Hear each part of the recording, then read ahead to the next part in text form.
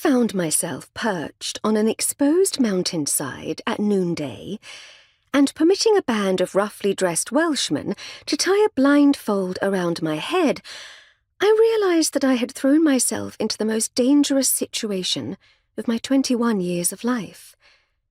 But, I anticipate, I will begin my narrative exactly 24 hours earlier, aboard a train which had departed a remote Yorkshire station that morning. "Edith, you really wrote this?"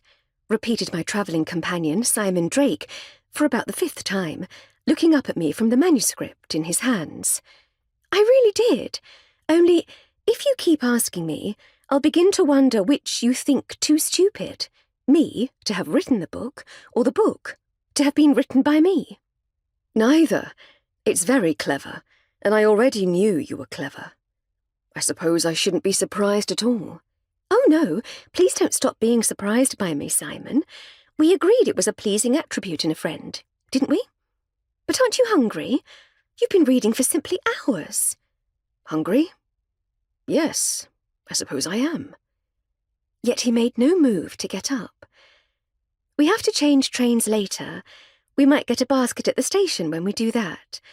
Or we might eat something now, in the dining car. His eyes lit up. Might we? For a moment, I'd forgotten that this was his first railway journey. I smiled. Yes, we might.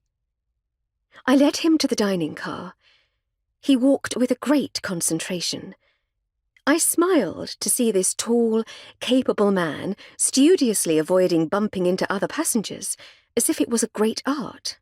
After all, I'd seen him gallop effortlessly over the Yorkshire fells on a horse he'd trained himself. The dining car was marvellous to him. I gently guided him away from ordering soup, which I thought might represent a danger to his travelling clothes. While we waited for our dinner, I asked the question that had been on my mind since boarding the train this morning. What changed your mind, Simon? He looked up from his rapt examination of the salt and pepper vessels. I thought... It sounds presumptuous now, but I thought perhaps I could be of service. To you. I felt a cold splash of disappointment. I wanted him to make this journey for himself, not me. I wanted him to aspire to a life that did not revolve around his mother. But perhaps it was unreasonable for me to expect him to begin by going against her for his own sake. One step at a time, I thought, with an inward sigh.